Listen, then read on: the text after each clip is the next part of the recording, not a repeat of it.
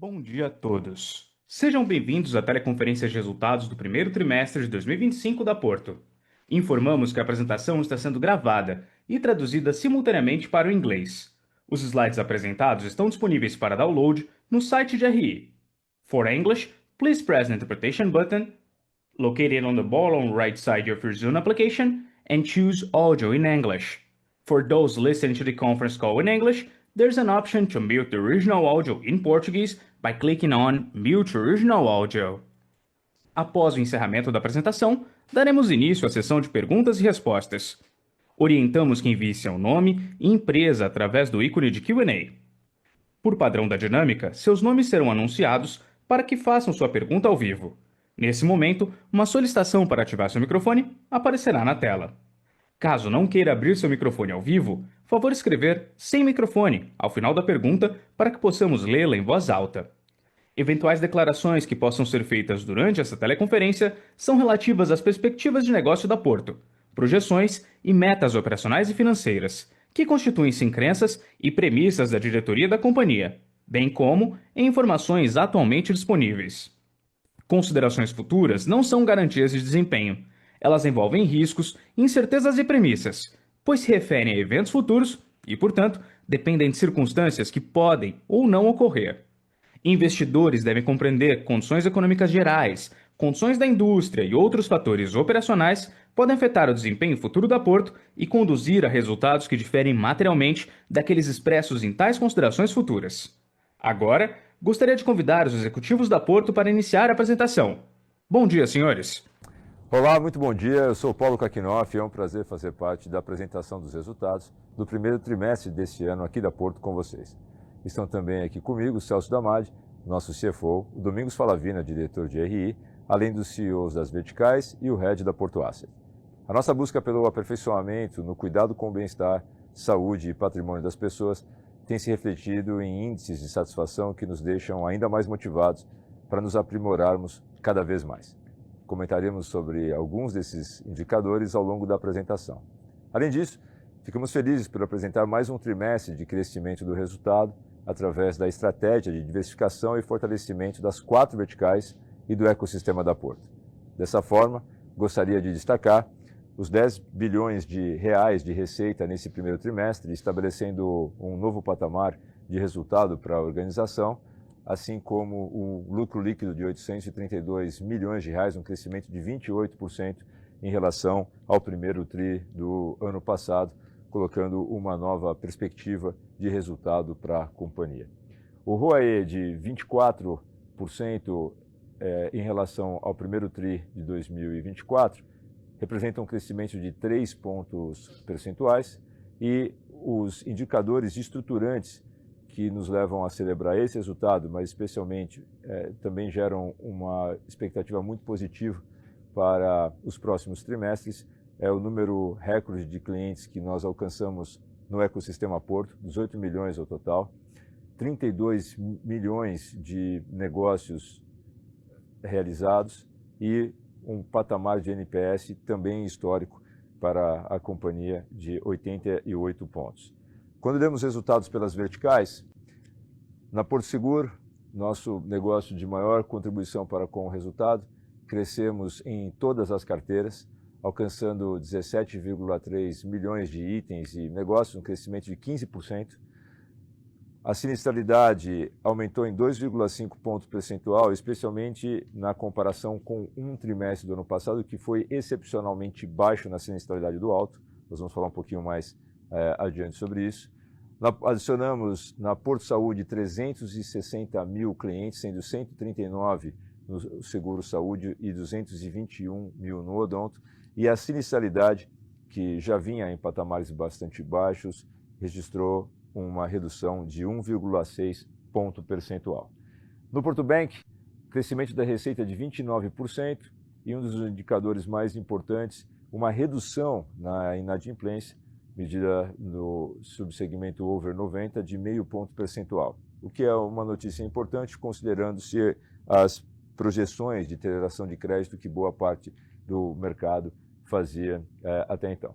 A Porto Serviço, um crescimento de 20%, alcançando um EBITDA de 113 milhões de reais e a margem também se expandiu em 1,4 ponto percentual.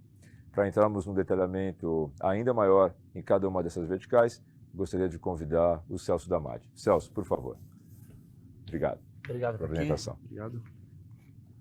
Bom dia a todos, é um prazer estar com vocês aqui hoje. Vou dar sequência aqui à apresentação que o Kaki comentou, vou dar um pouco mais de detalhe. Então, o nosso crescimento de receita totais de 15% é um conjunto das 4 verticais que nós estamos falando. Crescimento de vidas no saúde, crescimento de negócios na Porto Bank, Porto Serviços, outros negócios crescendo 23%, outros negócios que eu digo não relacionado a Porto Seguro. Então, nós temos um conjunto de verticais crescendo acima de 20% e a vertical seguros crescendo 6,5%. Então, esse crescimento de 15%, ele beneficia muito o nosso ecossistema, a nossa diluição de despesa. O nosso ganho de despesa administrativa nesse trimestre foi de 0,5 ponto percentual em relação ao trimestre passado. Então, a gente vem dando continuidade ao nosso ganho de produtividade, de eficiência operacional, que nos deixa mais competitivo, que nos deixa com uma rentabilidade melhor, mas muito mais competitivo para a gente continuar nesse ritmo de crescimento.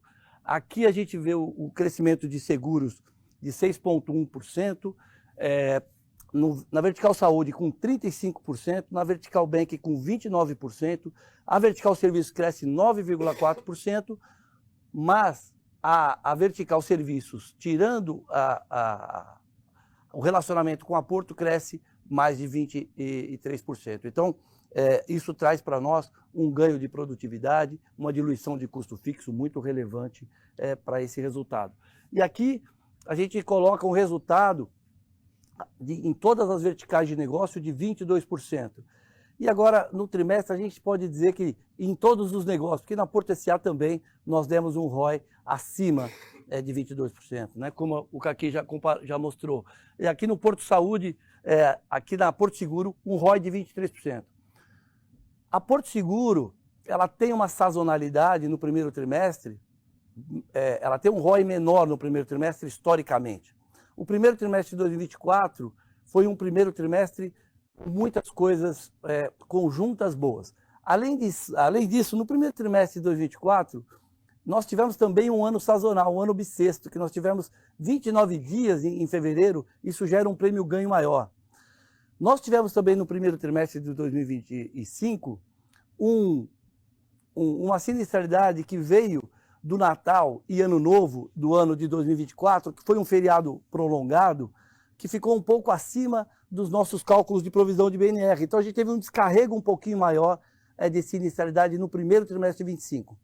Então isso nos deixa tranquilo em relação à frequência e severidade, e a gente continua mantendo o nosso guidance de sinistralidade para seguros também. Então, isso não nos preocupa, porque são coisas atípicas que aconteceram nesse primeiro trimestre. E no primeiro trimestre de 2024, nós tivemos um ano bastante seco também, e que foi um resultado muito acima da média para o primeiro trimestre de 2024. Agora, na Porto Saúde, a gente teve um ROI de 40%, no Porto Bank de 27% e em serviços de 26%. Então, quando a gente analisa o nosso ROI consolidado, 24%, e o nosso ROI sem excesso de capital, sem excedente de capital, com 27%. Então, este ROI de 24% tem vários componentes aqui.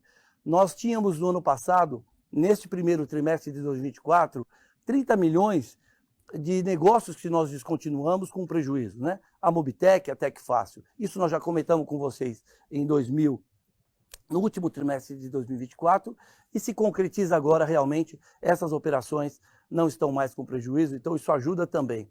Outra coisa que ajuda também foi a nossa geração de caixa em 2024, a gente entra em 2025 com caixa quase 2 bilhões maior do que 2024, isso gera uma receita financeira melhor. Isso também está no nosso guidance, também está se concretizando. Além disso, o CDI médio do período de 2025 foi maior que o período do primeiro trimestre de 2024. Então, esse conjunto de coisas, que é crescimento de prêmio, diluição de DA, aumento de receita financeira, redução de sinistralidade de saúde, melhora de inadimplência do banco, trouxe esse resultado recorde para a gente de 832 milhões nesse trimestre. E além dos negócios que estavam com prejuízo em 2024. Então, acho que aqui também temos uma conjuntura de fatores que levou a esse resultado recorde, esse retorno sobre o patrimônio também muito interessante para nós. E aqui, uma das coisas que a gente vem falando muito, trabalhando muito, é essa diversificação. Então, aqui a gente vê que em no primeiro trimestre, nós tivemos um resultado de 57 de participação em seguros, 6 em serviços, 21 no Nubank e 15 em saúde. E aqui a gente percebe já nesse trimestre como a diversificação está acontecendo, conforme a gente vem falando também nos últimos trimestres, é uma estratégia nossa de crescimento. E o seguro representando 42% do nosso lucro, os serviços passando para 7%, o banco passando para 26% e saúde 24%. Isso dá para nós, como a gente vem comentando, que um negócio que tem sazonalidade, que nem no saúde, sazonalidade por uma sinistralidade mais baixa no primeiro TRI, o automóvel com uma sinistralidade mais alta no primeiro TRI, a gente vai vendo um compensando o outro, ajudando o outro, e aí o nosso resultado fica mais estável a cada trimestre, né? Então a gente diminui um pouco a sazonalidade trimestral com essa diversificação dos negócios, tá? E aqui, por último, o nosso resultado financeiro, como eu comentei, a gente não tem muitas mudanças de alocação, mas a gente fez, o ano passado, vocês lembram também, uma rolagem de título, onde a gente aumentou também a nossa taxa média. E também tivemos uma inflação um pouco maior no primeiro trimestre, que nos ajudou também na remuneração das nossas NTNBs. Então, este conjunto de coisas que eu comentei aqui trouxe os nossos resultados para esse patamar nesse trimestre. Eu queria chamar aqui o Dom para continuar e dar um pouco mais de detalhes para vocês. Dom, por favor. Obrigado, Damati. Bom dia a todos. Se a gente prosseguir agora, a gente vai fazer uma breve análise de cada vertical e finalizar um pouco com guidance e um pouco das áreas que a gente continua dando foco em crescimento. Quando a gente olha a vertical Porto Seguro, a gente, como o Damati comentou, um crescimento de 6%. Acho que vale destacar que o trimestre passado, ano contra ano, estávamos crescendo 4%. Então a gente vem acelerando a mesma coisa, principalmente, aliás, puxado pela vertical de automóvel. Trimestre passado crescendo em torno de 1,5%, agora acelerando para 4,5% e com crescimento de duplo dígito, tanto em patrimonial quanto em vida. Quando a gente comenta a essencialidade, acho que o Damati comentou bastante a questão da sazonalidade do primeiro trimestre e do primeiro semestre. Historicamente, o segundo semestre sendo mais forte. O primeiro trimestre de 2024 foi, de fato, um trimestre muito seco, de resultado muito forte. E mesmo com uma essencialidade de 60%, atingimos um ROI de 22% na vertical Porto Seguro, que consideramos um ROI muito saudável, somente ajustado pela sazonalidade. No patrimonial e no vida, índices de essencialidade super saudáveis. Aqui no vida acho que vale a pena só destacar que a gente vem com um crescimento muito forte do produto seguro viagem, que tem uma sazonalidade mais forte nos primeiros trimestres. Então, para o primeiro trimestre, e dado esse crescimento do seguro viagem, é uma sinistralidade de 39%, que de novo consideramos saudável. Por fim, o ROI de 22% no período. E aqui, acho que o Damati também passou, a contribuição do automóvel ela vem caindo dentro da operação devido ao crescimento forte dos demais ramos, e dentro do todo a seguradora ficou ao redor de 40%, com o automóvel 60% dos 40%, então estamos falando aí nesse trimestre, ao redor de meio 20%, 25%, 27% de contribuição do automóvel para o resultado consolidado. A gente passando para o saúde, acho que o primeiro destaque que a gente quer passar aqui é um crescimento forte de vidas, 140 mil vidas ano contra ano. Aqui acho que é muito em relação ao canal corretor, que a gente deu um destaque já no Porto Day. A gente, há 5 anos atrás, tínhamos 1.000 corretores vendendo uma apólice de seguro nos últimos 12 meses e fechamos 2024 com aproximadamente 6.000, 6.500 corretores com a produção de saúde. Então, a capacidade do SAMI de produtar maior quantidade de corretores engajados no projeto são os principais contribuidores para um crescimento de prêmio de 35%, com 140 mil vidas adicionadas. Quando a gente olha para a lucratividade, aqui na verdade o oposto do automóvel acontece. O primeiro trimestre do saúde, ele costuma ter sensibilidades mais baixas, e ROIs mais altos do que na média. Ainda assim, comparado ano contra ano, de fato um trimestre muito forte, com quase 40% de ROI e 180 milhões de lucro. Os principais motivadores aqui na nossa perspectiva são um contínuo controle de fraude, um contínuo trabalho do time médico Porto, um controle muito digital do fluxo da vida do cliente dentro da Porto Seguro, e uma capacidade de produtar e precificar que faz com que o produto seja caiba no bolso do cliente e ao mesmo tempo seja economicamente viável para a gente. Então um ROI de 40% no saúde no trimestre. Quando a gente olha aqui uma quebra da sinistralidade junto com o odonto de 70,8 e de 69 aqui, de novo aquele comentário de precificação, controles, ajudando na subscrição. Passando aqui para a vertical do banco, do Porto Bank, a gente tem um crescimento de 25% nos negócios, um NPS que consideramos aqui para o segmento bancário, um NPS muito bom de 75% e um crescimento de lucro de 29% ano contra ano, também um crescimento relevante, atingindo 192 milhões de reais de lucro e 27% de ROI. A gente sempre gosta de trazer o índice de eficiência da Porto, do Porto Bank, por ser uma métrica importante comparada pela indústria e analisada pela indústria, em que a gente tem índices de eficiência comparáveis a bancos 100% digitais. A gente acredita que isso com o crescimento do banco e alavancagem no canal corretor, essa dinâmica de um índice de eficiência par e passo aos bancos digitais deve continuar sendo uma realidade.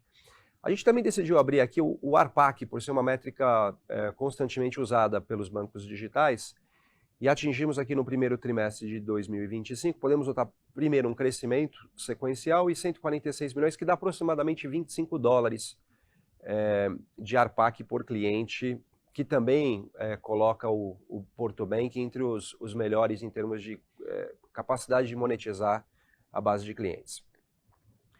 A carteira nossa cresceu 14,4%, um pouquinho acima do que a média do setor cresceu. Perdão, aqui desse lado, o índice de inadimplência, acho que aqui até comentou um pouco também, mas índice de inadimplência super saudáveis, né, com até melhora sequencial. Aqui a gente passa agora, na verdade, para Porto Serviço, a nossa última vertical. Executamos 730 mil atendimentos ao automóvel, quase 700 mil a residências. NPS, vocês podem reparar que praticamente em todos os slides nossos é um foco da empresa, a qualidade do serviço, acreditamos que gera valor para a empresa, para os acionistas e para os clientes. Então, o NPS aqui de 80 pontos e um dos grandes esforços e razão pela criação da Porto Serviço foi o crescimento da receita fora do ecossistema Porto. Então, nesse quesito, a gente cresceu 24% ano contra ano, e vocês podem ver que a contribuição ela chega em 24%, saindo de 21% há um ano atrás. Então, a diversificação de receita dentro da Porto Serviço para fora da Porto, ela continua sendo uma realidade. O lucro, consequentemente, atingiu 67 milhões de reais, com um ROI em constante melhora. Esse ROI ele melhora, conforme a gente já comentou em alguns outros trimestres, como consequência de um crescimento da base da operação. É uma operação que tem um capital empregado regulatório praticamente nulo e um ágio que ele vem sendo amortizado da aquisição da CDF. Então, conforme a operação vai crescendo e o ágio perde representatividade, o ROI deveria manter uma tendência de alta. Aqui o guidance, a gente está mantendo o guidance inalterado. Eu imagino que vocês vão entrar no Q&A alguma pergunta do guidance. O único índice que a gente está mais notoriamente abaixo do range seria a sinistralidade da Porto Saúde, o que, de novo, é super sazonal do primeiro trimestre, né? Segundo e terceiro trimestre costumam ser mais forte, é natural da indústria, e o quarto trimestre é um pouco melhor, mas não tão bom quanto o primeiro trimestre. Então, hoje a gente não vê nenhum motivo para nenhum tipo de revisão do guidance. A gente sempre deixa aqui uma ideia, né, um big picture de como é que a Porto Seguro está nos diversos ramos, né, e com os crescimentos, e a gente sempre gosta de dar um destaque para alguns segmentos que a gente vem dando mais foco, né, com participações ainda pequenas, né, 2,6% no cartão, 3,5% no consórcio leve, o quanto que a Porto vem crescendo, né, 14%, 38% versus o mercado crescendo 13%, 15% e assim sucessivamente. Então, para dar uma ideia um pouco do potencial de crescimento é onde a gente vem focando. Com isso, a gente acaba a apresentação e a gente gostaria de abrir para perguntas e respostas. Obrigado. Iniciaremos agora a sessão de perguntas e respostas para investidores e analistas. Lembrando que para fazer perguntas, digite seu nome e companhia no campo Q&A. Nossa primeira pergunta vem de Arnon Shirazi, do Citi. Por favor, Sr. Arnon, seu microfone já está liberado. Fala pessoal, bom dia, parabéns pelos resultados, muito forte. Minha pergunta vai para o Lene, falar um pouquinho da parte de serviços. Acho que vocês têm dado uma boa ênfase para essa vertical recentemente. Eu queria ouvir um pouco mais do que vocês veem de potencial para o B2C. Acho que ainda é um business que tem uma receita incipiente na companhia, mas que, como eu disse, vocês têm dado bastante foco. Então, qual a perspectiva para isso e também parcerias estratégicas, como vocês veem o crescimento daqui para frente? Obrigado. Obrigado pela pergunta, bom dia a todos, obrigado pela participação de todos. A gente tem aqui três grandes linhas de segmento de negócio, né? Três linhas de negócio, tem o contrato porto, tem as parcerias e o B2C, como você comentou, né? O B2C, a gente teve uma grata felicidade esse trimestre, um crescimento aí de quase 130%, né, em receitas, né? Mas como você falou, ainda não é material. E aí eu quero trazer aqui algumas visões aqui mais operacionais do que a gente tem feito no B2C para poder dar um crescimento consistente, né? A gente está numa fase muito de preparação da empresa, né? Agora, no final de março, a gente conseguiu subir todos os serviços que nós temos para o nosso hub de vendas, né? O que significa isso na prática, né? A partir de agora, a gente consegue modelar, projetar, prospectar, colocar serviços por assinatura, fazer testes, praças regionais e tal. A gente vai ter muito mais mobilidade, muito mais rapidez para corrigir, inclusive olhando o funil de vendas, né? Então agora eu posso dizer assim para vocês que a gente começa realmente a operar o B2C para valer. Então isso para a gente foi muito importante. E utilizando os vários canais que a gente tem de venda, né? Então a gente tem o app, tem o WhatsApp, a rede de prestadores. Só para você ter uma ideia, na rede de prestadores a gente visita 14 mil pessoas por dia. Aproximadamente metade nas residências e metade a gente faz aqui na assistência 24 horas. Então, ali também tem uma oportunidade de ampliar a questão do conhecimento do que é a Porto Serviço e onde que a gente pode estar ofertando novos serviços. Então, o B2C, a gente preparou a empresa aqui do ponto de vista da operação e agora a gente começa realmente a entrar nessa fase mais forte de produtizar. Acho que esse é um principal ponto, né? As parcerias estratégicas, né, seguem com bom crescimento, né? Até este momento, né, além das 56 parcerias que a gente teve no ano passado, a gente agregou 10 novas parcerias, em especial agora a gente está atacando bastante varejos regionais, então para fora de São Paulo a gente já começa a enxergar uma série de oportunidades, uma amplitude de negócio bastante significativa para a gente. Então eu diria o seguinte, que a gente está nessa fase de preparação, tem bons crescimentos no trimestre e já começa a vislumbrar maiores oportunidades, tanto no B2C quanto também aí nas parcerias estratégicas. Aí, se tiver algum complemento aqui, eu estou à disposição. Claro, obrigado. Nossa próxima pergunta vem do Sr. Caio Prato, da UBS. Por favor, Sr. Caio, seu microfone já está liberado. Bom dia, pessoal, tudo bem? Obrigado pela oportunidade de fazer pergunta. Eu tenho duas aqui do meu lado, por favor. A primeira é em relação ao resultado de demais negócios de vocês, né? Acho que veio muito melhor do que o último TRI, vocês saíram de um prejuízo de 135 milhões para um lucro, né? Acho que perto de 80 milhões.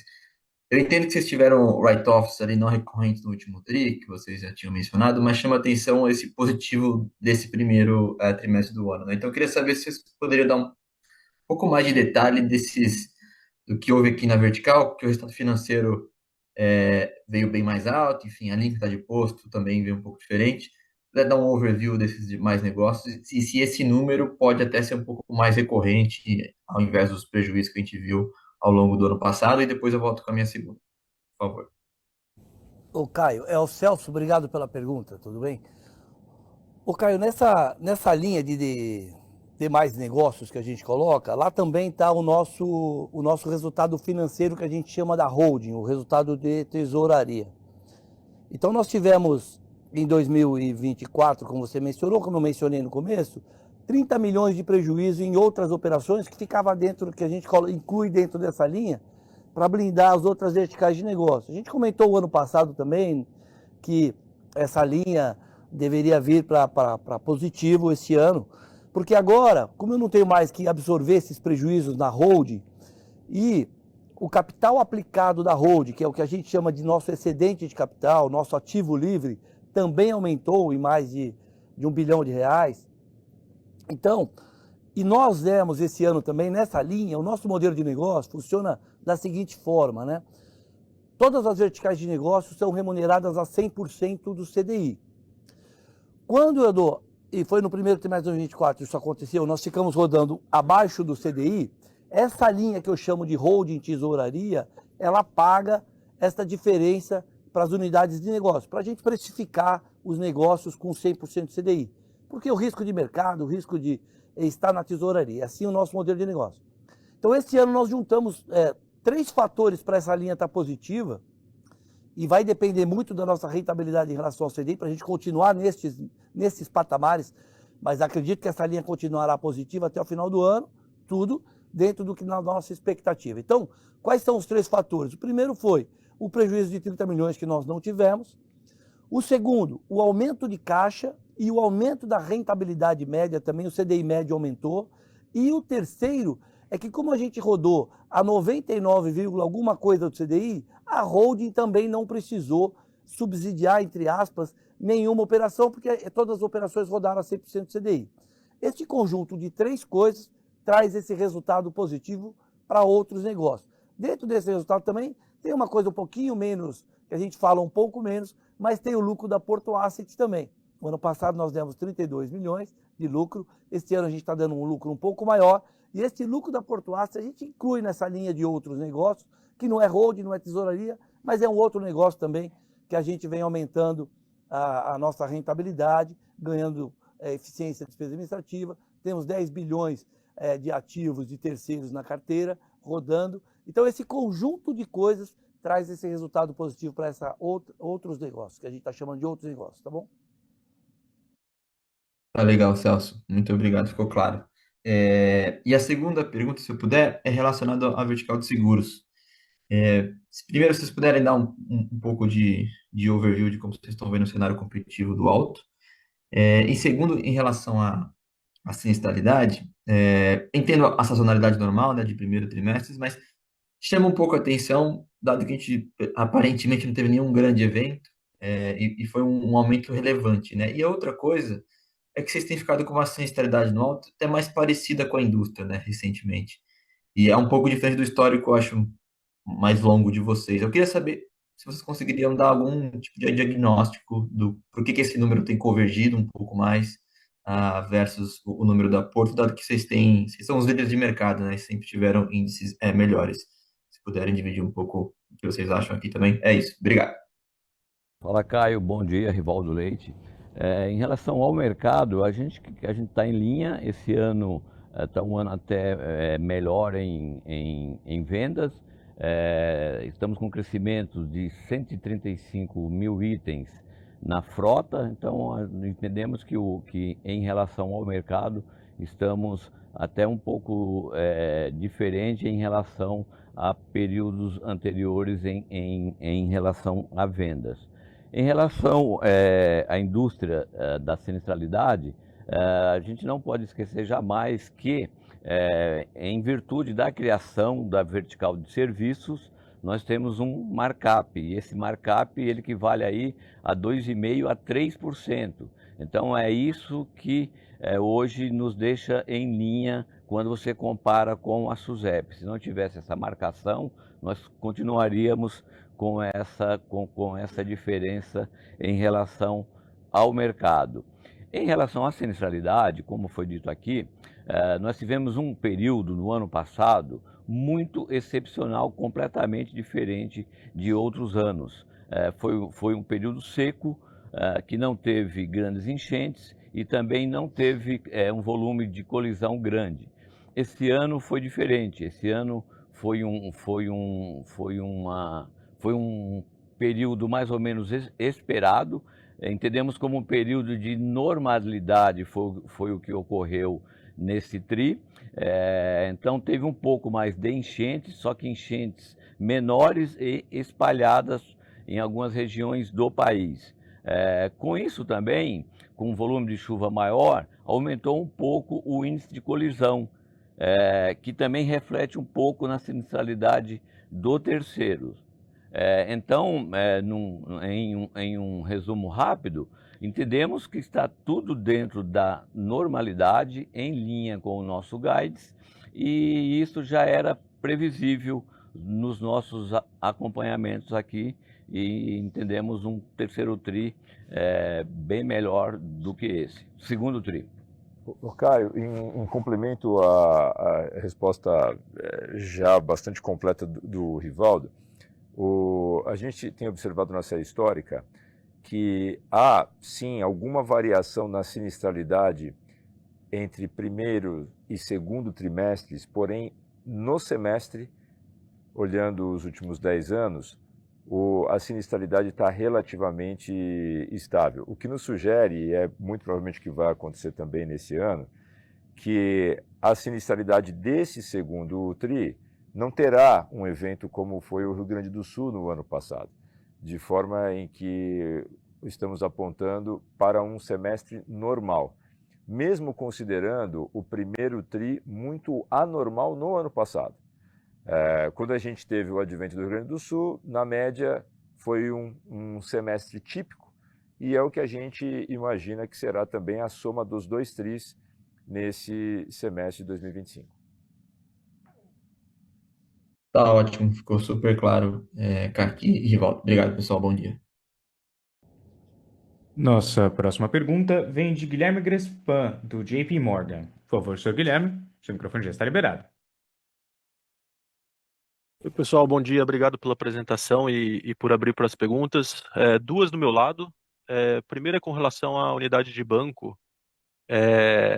O NII foi bem forte, né? Tanto olhando a métrica contábil aqui, sem ser a visão gerencial, mas também olhando pela visão gerencial, a gente viu aqui um crescimento de NII que, dependendo dessa visão que você olha, quase de 15% a 20% tri a tri. Implica aqui uma expansão de NIM bem relevante no trimestre. Queria só entender o motivo do NII ter sido tão forte no contábil para dar uma ordem de magnitude. Rodou aqui tri a tri. Ano passado, primeiro TRI 560, 580, 600, 600, veio 730 esse TRI. Então foi um pulo bem grande, quase 150 milhões de reais. E aí minha segunda pergunta é com relação à vertical de seguros. Eu notei que teve uma expansão bem relevante também de itens aqui, tanto na parte de P&C quanto na parte de vida. Queria só entender que produto que vocês, imagino que é algum produto novo que vocês estão lançando, se a gente deveria prestar atenção ou não. Deu uma diferença de unidades seguradas aqui bem relevante. Obrigado. Crespan, Loução aqui, bom dia, obrigado pela pergunta. A gente vem trabalhando muito forte, em especial nas nossas carteiras de empréstimo e financiamento, já há mais ou menos há uns 2 anos, numa redistribuição de portfólio de produtos, onde a gente tem privilegiado produtos com maior rentabilidade. Em especial quando a gente fala na carteira de financiamentos de veículos, que a gente vem reduzindo desde que nós tomamos uma estratégia de atuar mais em clientes do nosso ecossistema. Teve uma substituição importante. Nós diminuímos essa carteira e começamos a avançar numa carteira, por exemplo, nessa comparação de receitas geradas em empréstimos de veículo, numa carteira de refinanciamento que a gente chama aqui de car equity, com uma rentabilidade muito maior. Então, parte importante desse aumento veio do reequilíbrio desses negócios durante o ano, tá? Se a gente pegar a representatividade desses negócios, o nosso resultado do primeiro trimestre do ano passado saiu mais ou menos de 22% para uma representatividade aqui na ordem de 30%. Então isso é relevante. Um outro ponto também que é importante destacar, que com a adequação da 4966, a gente teve uma alteração no stop accrual, que passou também de 60 para 90 dias, e também teve uma parte aí que gerou um volume de receita maior, contribuindo para isso também, que pese, obviamente, que quando você ajusta o NIM especial em risco, desconsiderados as perdas, tá? Eu acho que essa é a mecânica que explica parte do aumento da rentabilidade aqui. Outra mecânica importante também é a nossa eficiência de distribuir esses produtos no cross-sell da nossa estruturação também de oferta digital, né? A gente vem trabalhando também aqui na companhia há alguns anos numa disposição de produtos, em especial produtos financeiros, na jornada digital do cliente, o que também favoreceu a distribuição desses produtos, né? Então é basicamente essa a explicação aí do nosso aumento aí de rentabilidade, tá? Bom dia, Rivaldo. Sobre a tua questão, não tem nenhum produto específico.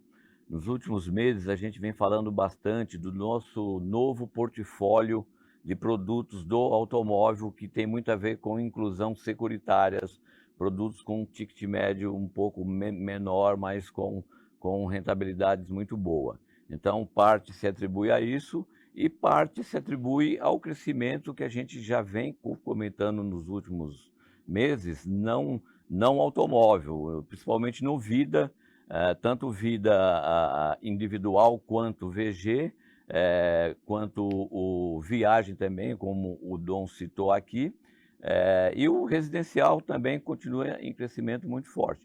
Então, na verdade, não é o único produto, que, por sinal, é muito bom, não está concentrado em uma única coisa, tá? Então, é uma diversificação de produtos com uma base assim estruturada de inclusão securitária muito forte. Não, tá bom, super claro. A minha dúvida era menos automóvel, mais pense e vida, e teve um aumento aqui de quase 800 mil itens, né? Tá bom. Obrigado, pessoal. Nossa próxima pergunta vem de Antônio Ruetti, do Bank of America. Por favor, senhor Antônio, seu microfone já está liberado. Bom dia, pessoal. Muito obrigado pelo espaço para fazer perguntas. São duas aqui do meu lado. Primeiro, se vocês puderem explorar um tema que a gente discutiu ali no Investor Day, que foi a questão de ganho de sinergias, né, entre as verticais dentro do Alto, né, dentre as diversas marcas que estavam operando com estruturas diferentes. Então, se vocês puderem explorar um pouquinho mais, ou se tem um trabalho a ser feito aqui ainda, ou se a maioria das sinergias já foram capturadas, tá? Essa é a minha primeira pergunta. Uma segunda, se vocês puderem explorar um pouco mais aqui a questão da inadimplência na vertical de banco, né? Ela teria caído no tri passado, né, com a venda da carteira. Eu só queria que vocês ajudassem a gente a entender um pouquinho melhor essa performance no tri a tri, né, dada a venda de carteira aqui e o que explica a dinâmica no tri a tri da inadimplência. Obrigado. Vou começar pelo tema das sinergias, depois eu passo para o Loução falar sobre a pergunta específica da inadimplência. A gente acredita sim que há um potencial adicional para sinergias e evidentemente que a gente se beneficia muito desse efeito de escala. Os crescimentos das verticais, das unidades de negócios, evidentemente não se refletem, né, nos nossos custos de SG&A, e a gente tem ganhos ou acréscimos, adições marginais na nossa estrutura para dar conta de um volume, mesmo com crescimentos nesses patamares que nós estamos vendo. Projetando para os próximos anos, a gente continua, né, vislumbrando oportunidades de crescimento bem significativas nos nossos negócios, sem grande variação, por exemplo, no nosso headcount total. Além disso, o advento de novas tecnologias já tem apontado para nós oportunidades adicionais, não previamente mapeadas, né, de outros ganhos. Acho que um bom indicador desses dois efeitos que nós estamos mencionando aqui é a evolução da nossa DA. Tá? A gente falou pouco até aqui nesse call, mas também estamos alcançando novos patamares inéditos para a organização, e tudo isso combinado com investimentos adicionais em qualidade, né? Estrutura de serviços, o nível de atendimento, diminuição de contact rate, né? Que é a quantidade de vezes que o cliente precisa de um contato telefônico conosco, sendo reduzido bastante por assertividade nas jornadas, digitalização. Então, nesse caminho, a gente ainda vê boas oportunidades que deverão ser capturadas aí ao longo dos próximos 36 meses. Esse é o nosso plano básico. O Kaki deu uma resposta bem focada no custo, né? E como vocês modelam, vocês sabem que a gente está implementando isso em 25, então você nunca pega o ano cheio na parte de custo. Mas só para lembrar que na parte de receita também tem um ganho, e para exemplificar um pouco, que é um corretor da marca Azul, quando ele ia renovar, ele não via necessariamente no sistema Azul a marca Porto, né? Então a gente não abre dados de conversão, né, para cada cotação, quanto que a gente de fato converge. Mas a gente já nota ganhos de, por exemplo, o corretor, né, cota marca Porto e agora no mesmo sistema ele consegue vender Azul e Azul Porto. Isso gera um incremento de receita também, que a gente também deve capturar na sua plenitude em 2026. Ótimo, Adendo. Até por conta do nosso potencial de cross-sell, né? Todas essas oportunidades cruzadas ainda oferecem um campo imenso para a gente de crescimento. Lúcio. Antônio, Rivaldo, tudo bem? Acho que ainda faltou um pontozinho que você trouxe aí como referência, que é a nossa mudança de sistema, de plataforma, onde todas as marcas agora são emitidas, todas as apólices são emitidas em uma única plataforma, que a gente chama aqui o projeto de R3, e nós já falamos em algum momento sobre isso, acho que é por isso que você trouxe essa questão. Nós vamos terminar todo o processo agora em agosto. Já temos um ganho operacional em relação a isso. Vocês vão começar a observar isso na nossa DA. E a partir de agosto, acho que tem um ganho um pouco maior ainda, mas o processo todo finda-se em agosto. Oi, Antônio. Falando um pouco da inadimplência, né? A gente tem sempre no primeiro trimestre de cada ano, o que a gente até no mercado consensa como um período mais puxado de inadimplência em função de o perfil de consumo nos últimos meses do ano e, obviamente, no primeiro ano, um desembolso das famílias, como situações de IPVA, IPTU, questões escolares também. Então, é normal que o primeiro trimestre a gente tenha uma oscilação um pouco maior. Adicional a isso, nós, com a mudança também da 4966, levando o stop accrual para 90 dias, você também tem um impacto, né? Então, se a gente considerar que o número normalizado é 6,1 para 6 agora, a gente teve praticamente a gente manteve um padrão de inadimplência, porque se você considerar também com a venda da carteira, o nosso número seria de 5,2 no último TRI e agora foi 6%. Então teve esse aumento em decorrência desse ajuste da 4966. Operacionalmente falando, a gente reforça o guidance que nós colocamos para este ano e tivemos aí um trimestre dentro do que a gente imaginava que seria mesmo. Tá ótimo, pessoal. Muito obrigado pelas respostas. Nossa próxima pergunta vem de Eduardo Nishio, da Genial Investimentos. Por favor, senhor Eduardo, seu microfone já está liberado. Bom dia a todos, Kaki, Dom e Damad. Parabéns pelos resultados. Queria só fazer uma provocação em relação ao guidance e ao resultado. Sim, o primeiro TRI geralmente é um TRI mais fraco e por diversos motivos aqui a gente viu alguns one-offs também que provavelmente vão melhorar bastante o resultado de vocês daqui para frente, né? Tem a 4966 que impactou o banco, você teve inadimplência um pouco maior, sazonal também, saúde é sazonal mais fraco no primeiro TRI, residencial e alto também, né? Não é que o resultado foi ruim em alto, mas foi uma normalização em relação ao ano passado, que foi muito forte. Agora, no segundo TRI, provavelmente a gente não vai ver de novo as chuvas impactando regiões, tipicamente fora do primeiro trimestre. O resultado em si foi muito bom, considerando esses pontos, né? E aí eu me pergunto assim, se o guidance não está um pouco conservador na visão de vocês, ou vocês estariam trabalhando agora na parte mais alta do guidance, né? Obviamente, sim, você tem aí o resultado financeiro que pode ter uma variação nos próximos trimestres, mas, de certa forma, o CDI maior também ajuda vocês nesse ano, tá? E aí a minha, já a segunda pergunta em relação ao ROI de 24%, que é um ROI excepcional, considerando aí, olhando o passado da Porto, que rodava mais ou menos em 15%, e esses pontos que eu mencionei, de uma sazonalidade pior no primeiro TRI, se vocês consideram esses 24% como piso para esse ano, em termos de ROI, se vocês veem aí o crescimento aí, dessa rentabilidade ao longo do ano. Muito obrigado. Nishio, eu acho que eu vou até pegar essa, porque até curiosamente a gente discutiu isso ontem, e eu tendo trabalhado aí do seu lado, eu falei, pô, se a gente multiplicar isso aqui por 4, né, já fica em patamares altos. E a única coisa que eu ajustaria no seu statement aí é o saúde, né?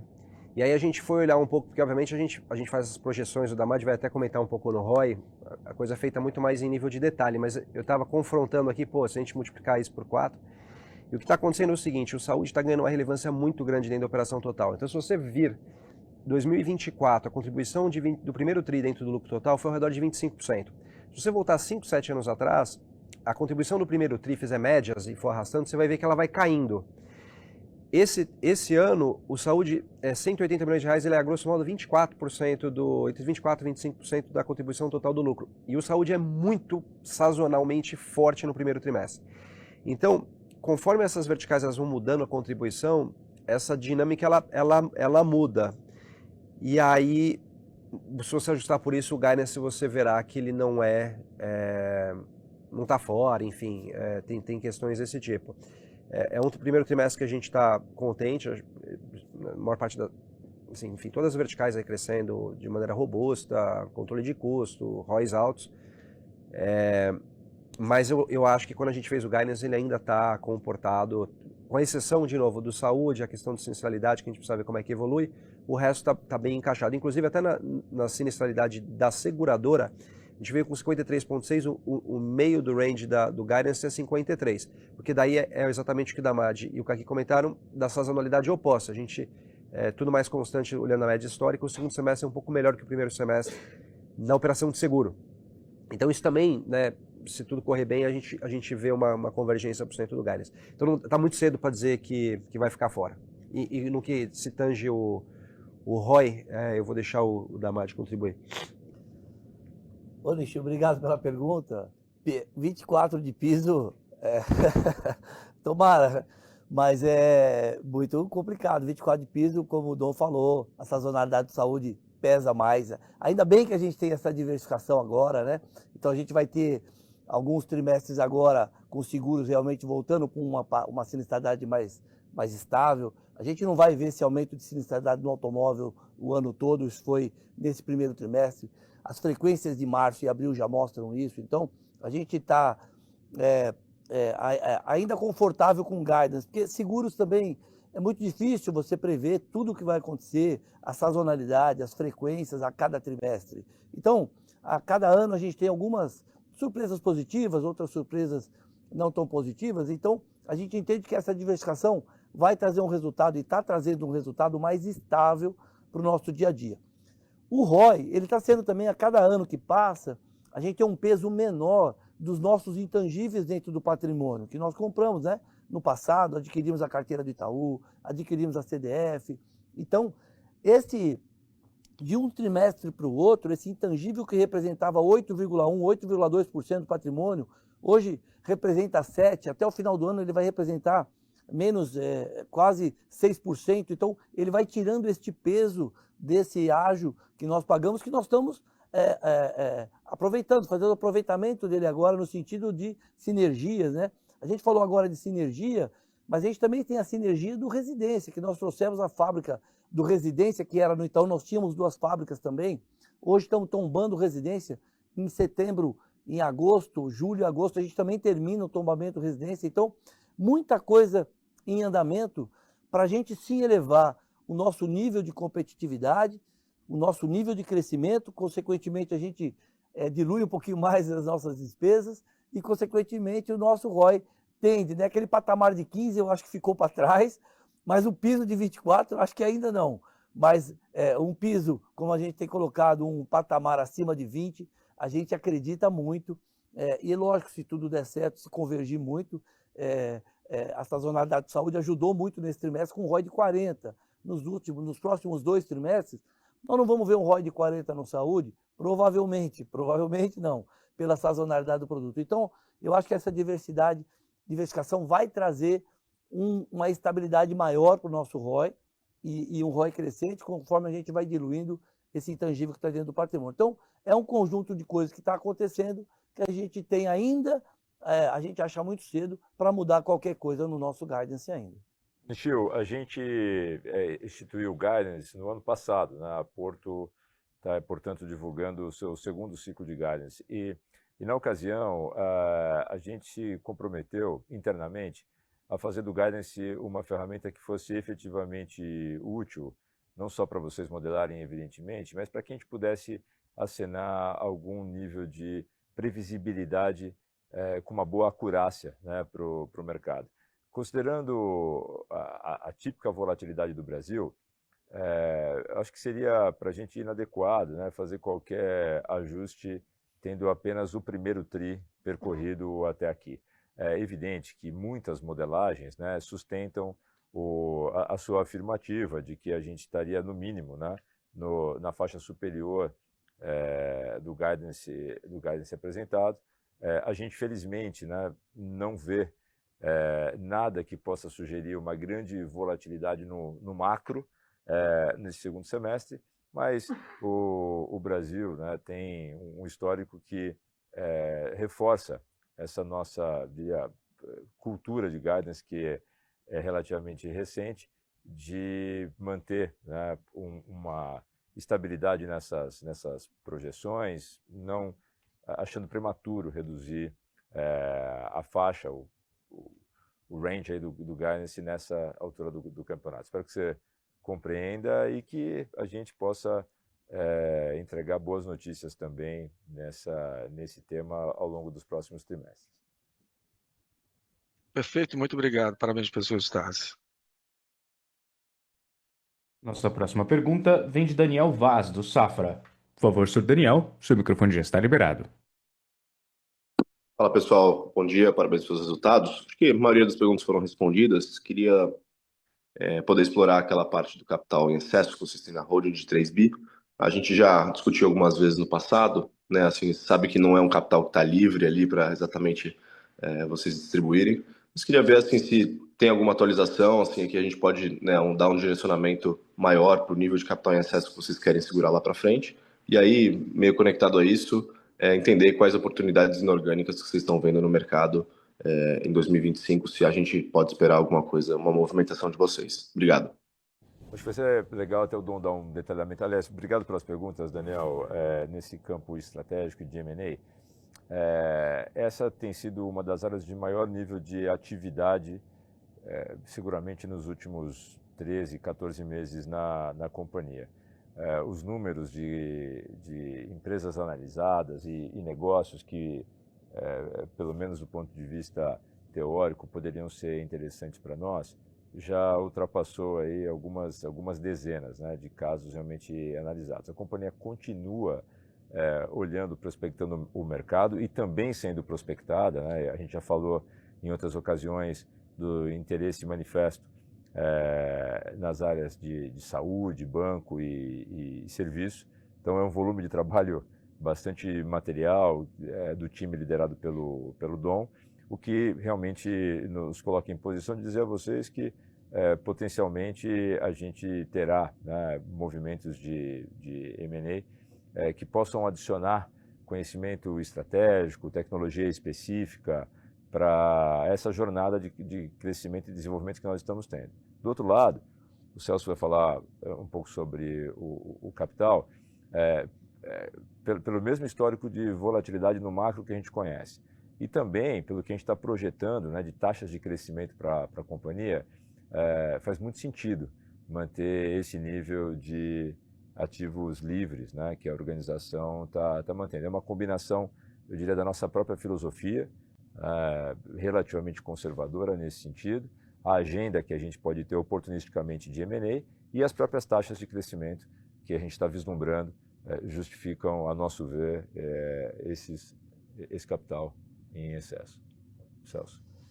Daniel, complementando um pouco, a gente comentou isso um pouco no ano passado, a gente falou até no nosso Porto Day, né, sobre se tudo correr como a gente está planejando, então a possibilidade da gente subir essa distribuição para 50%, então tudo uma possibilidade, porque a gente vai ver também, como o Caqui falou, as oportunidades que a gente tem de M&A, a nossa geração de caixa realmente está muito forte, né? Então a gente também tem um trabalho aqui de apetite a risco, onde a gente olha o tamanho, a empresa vai ficando maior, e essa solvência, essa solidez nos deixa tranquilo para a gente crescer em todos os negócios, sem se preocupar com margem de solvência ou com índice de Basileia. Então a gente pode crescer em todas as unidades de negócio sem ficar se preocupando se a gente vai ter um parceiro ou não, se a gente vai ter um acionista ou não, porque nós temos capital suficiente e margem de solvência suficiente para suportar crescimentos no banco de 30%, no consórcio de 40%, no saúde de 35%. Então,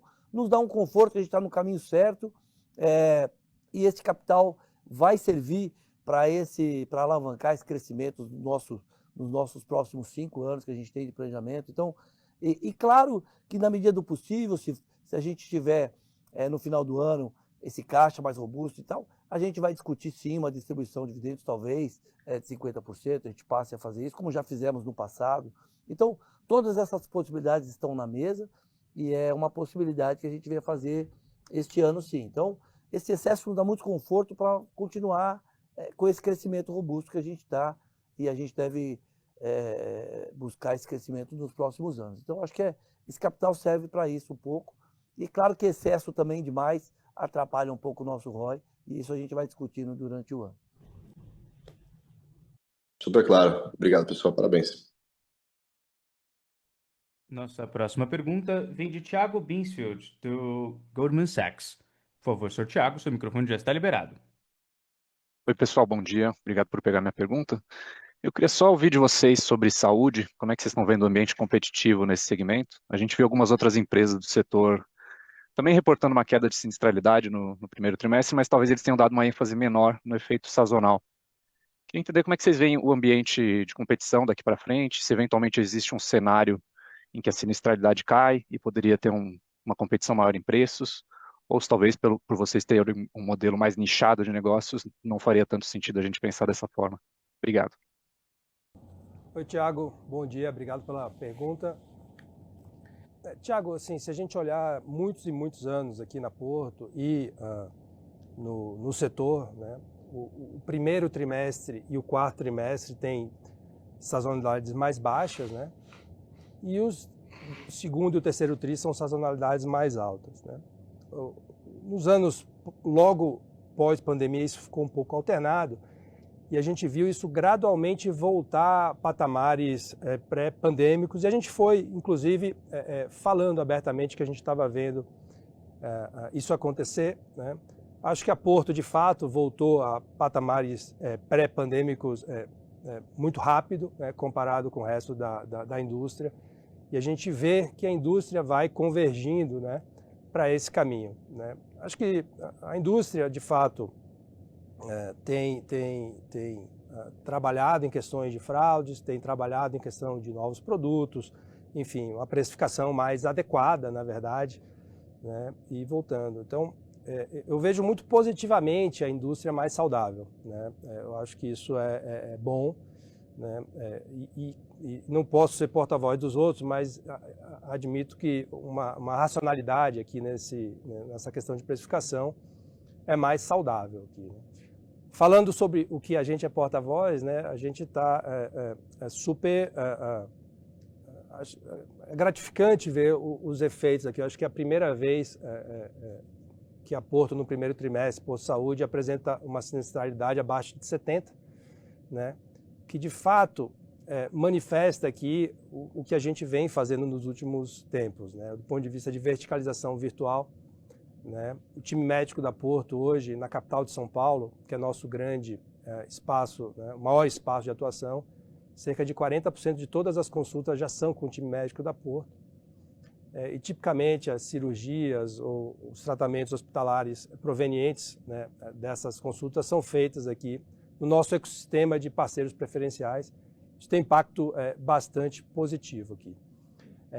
Além dos novos produtos que o Dom comentou aqui, enfim, não tem muita novidade, na verdade tem uma consistência de atuação aqui, Tiago. Então, eu veria uma grande oportunidade setorial, de fato, de ter um período melhor, né, um período mais pujante, o setor voltando a patamares pré-pandêmicos, após os reajustes de preços importantes que foram feitos nos últimos 2, 3 anos, e após as medidas aqui de combate aqui ao desperdício e fraude. Obrigado, Sami. Está claro. Nossa próxima pergunta vem de Marcelo Mishari, do Bradesco BBI. Por favor, senhor Marcelo, seu microfone já está liberado. Olá, pessoal. Depois de talvez uns 20 anos aí como investidora, uma honra estar aqui agora do outro lado da mesa, participando aqui do call. A maioria das perguntas foram respondidas, acho que ficou talvez um ponto, em primeiro lugar, né, sobre competição. O Thiago perguntou agora sobre competição em saúde, a minha pergunta é sobre competição em veículos, né, em auto. Como é que vocês estão vendo a dinâmica, né? Essa sinistralidade um pouco mais alta tem ajudado, na verdade, a competição a continuar controlada. E um ponto que eu achei diferente e bastante curioso, que tem tudo a ver com a estratégia, e aí mudando de assunto, né, uma outra pergunta sobre, na estratégia de cross-sell,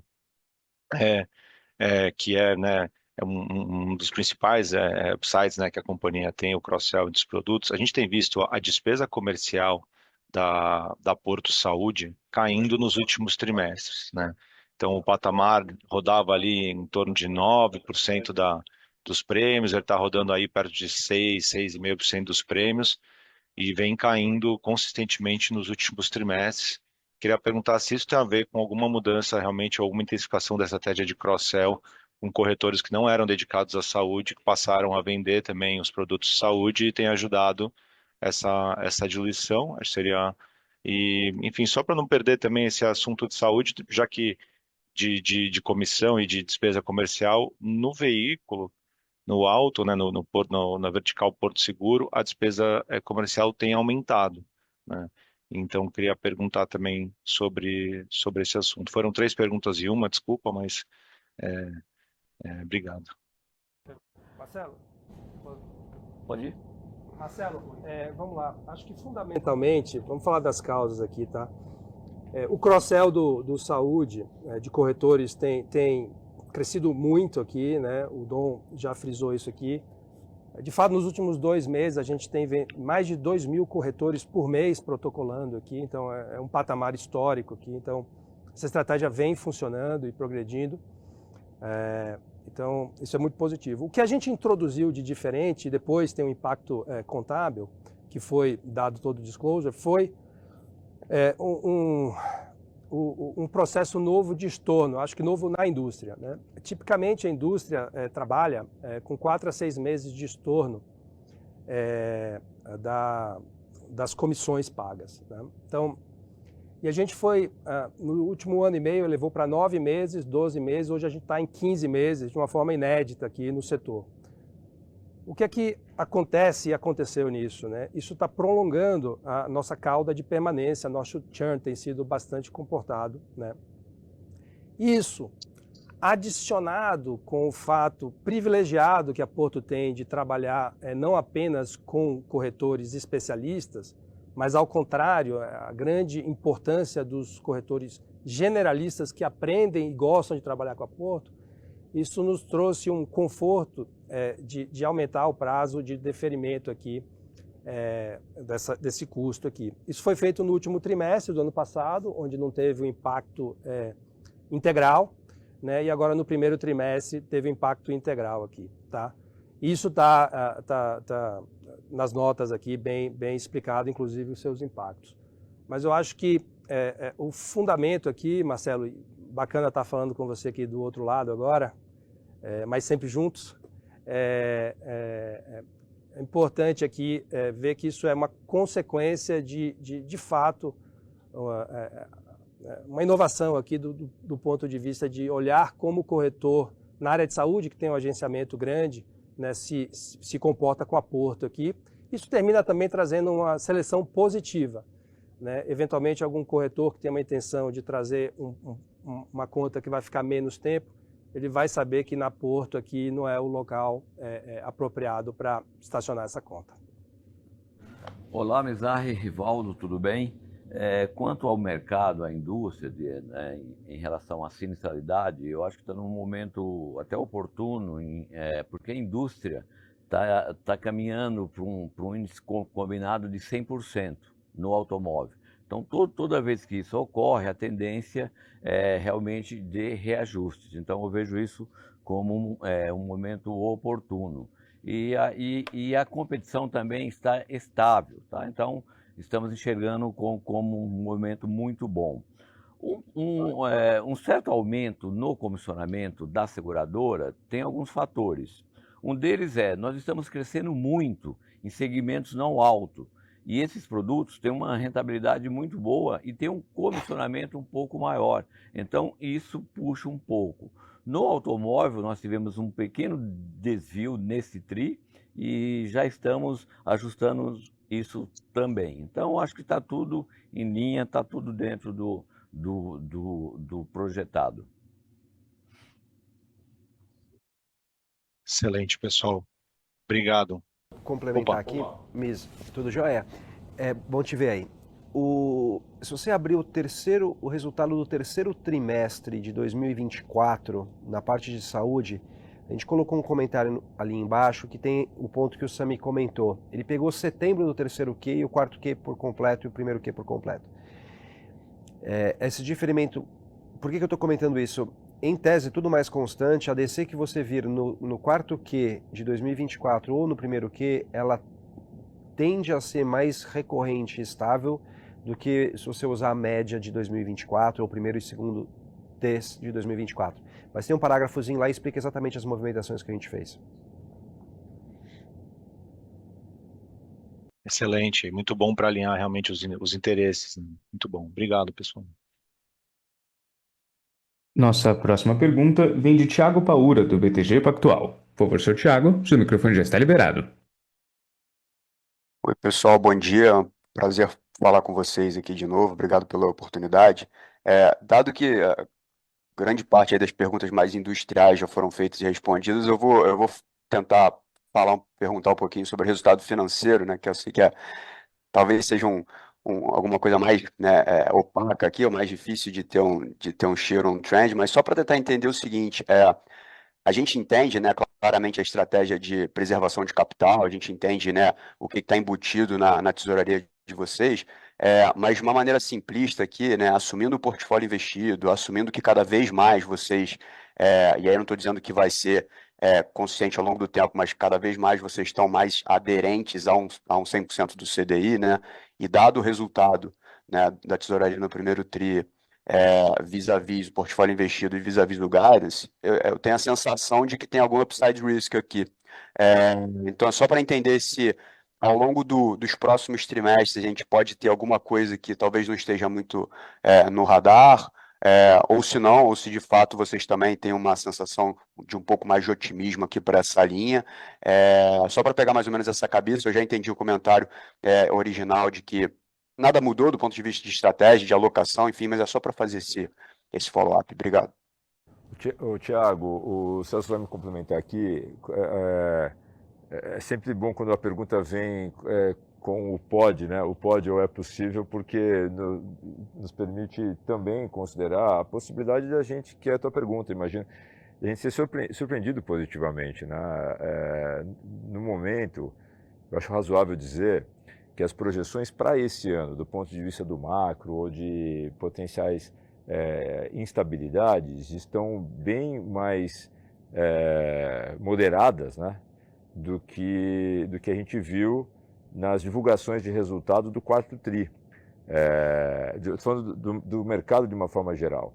A gente, portanto, também considera a possibilidade de haver surpresa positiva nessa linha, né, especificamente. Fala, Celso, quer complementar? Não, Tiago, a gente tem o guidance, a gente está mantendo o guidance que a gente colocou lá. Claro que a gente pode ter surpresas positivas também. A nossa geração de caixa também está um pouco maior do que a gente projetou. Então, por enquanto a gente mantém o guidance, né? A gente tem uma situação ainda muito complexa, né, de juros no Brasil. A gente tem as discussões se vai parar, se não vai parar, se a inflação vai ceder um pouco, se a inflação não vai ceder um pouco, né? Então a gente ainda não tem esse cenário completamente definido e a gente mantém as nossas alocações. Apesar da gente estar 99 e alguma coisa do CDI, quase 100% do CDI, a gente protege muito o nosso passivo de inflação. A gente gosta muito desse título de inflação em um duration mais médio, né? Não muito longo, um duration mais médio. Então a gente gosta de proteger muito os nossos passivos de inflação, isso tem ajudado bastante. Então a gente depende um pouco muito desse CDI médio, de como se vai comportar a inflação nos próximos meses,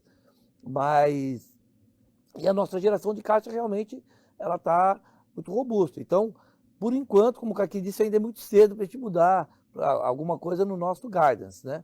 A gente pode estar até aqui conjecturando se a gente está na parte mais alta do guidance, aí eu não tenho como não concordar com isso, mas pode ser que sim, pode ser que a gente está trabalhando com a parte mais alta desse guidance e resultado financeiro. Thiago, também acho que vale a pena sublinhar uma parte da fala do Celso sobre quais são as nossas premissas, né? Qual é a estratégia na gestão dos nossos ativos financeiros. Eu acredito que seja relevante para as modelagens de vocês em relação às receitas financeiras que a gente pode obter. O nosso grande foco é proteger realmente o capital em relação à inflação, né? E não ao CDI.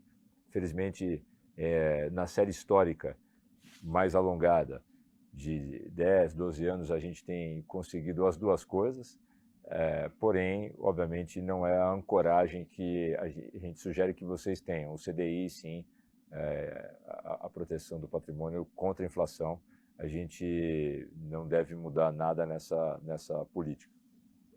Duas coisas, Paura. Eu fiz isso depois que eu entrei também. Se você olhar aí o retorno da Porto, 5 ou 10 anos, ele é, na verdade, superior ao CDI. E bem superior, tá? É mais de 110, 120. Eu tinha feito em 2024, acho que era coisa 140, mas eu recomendo você fazer. Mas mais que isso, eu acho que teve um componente de inflação que foi mais forte, que explica, mas eu acho que a pessoa mais qualificada para fazer isso é justamente quem é muito responsável por esse resultado, que é o Isaac. Então acho que o Isaac pode explicar um pouquinho melhor o que impactou no trimestre. Em termos de rentabilidade, de fato, a sazonalidade do IPCA, aqui também tem sazonalidade, deve ter o nosso melhor trimestre em termos de índice composto, né? Em termos de percentual, a gente teve quase 2% de retorno. Nossa expectativa aí é algo de 5,6%.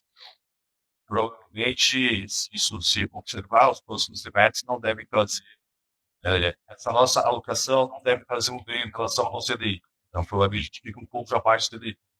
Então, de um modo geral, a gente tem um orçamento que está aí, que está expresso no guidance, que ficaria um pouco abaixo do CDI, né, dependendo de onde vai parar o CDI, mas temos outras variáveis que podem mudar um pouco esse jogo, principalmente nessa nossa alocação de bolsa, que é uma alocação que pode trazer um retorno que pode deixar a gente mais próximo do CDI. Mas acho que, como foi muito bem colocado pelo Kaki, a ideia aqui é que a nossa carteira não tenha o benchmark com o CDI, e sim, você vê que historicamente essa alocação em juro real, ela é importante, relevante, grande, e provavelmente a gente, quando você de fato encerrar o ciclo e tiver o espaço para queda de juros, ela começa a trazer vantagem em relação ao próprio CDI, mas ao longo desse ano, é muito provável que a gente não consiga chegar no CDI se não tiver ajuda de outros ativos que estão aqui na nossa alocação. Perfeito, pessoal. Obrigado aí pela resposta super completa aí, e parabéns aí pelos resultados. Valeu, Thiago. Obrigado. Bom, pessoal, entendemos que não temos mais. Não havendo mais perguntas, convido o time de executivos da Porto para as considerações finais. Por favor, senhores, podem prosseguir. Pessoal, em nome do Dom, do Celso e de todo o nosso time da Porto, eu agradeço novamente pelo interesse e pelo tempo de todos vocês. nós permanecemos à disposição. Por favor, não deixem de endereçar sugestões, críticas para a nossa área de relação com os investidores. Nós vamos atendê-los da melhor forma e da mais célere possível. Tá? Obrigado novamente a todos e um ótimo final de semana. A conferência do primeiro trimestre de 2025 da Porto está encerrada. Agradecemos a participação de todos e tenham um excelente dia.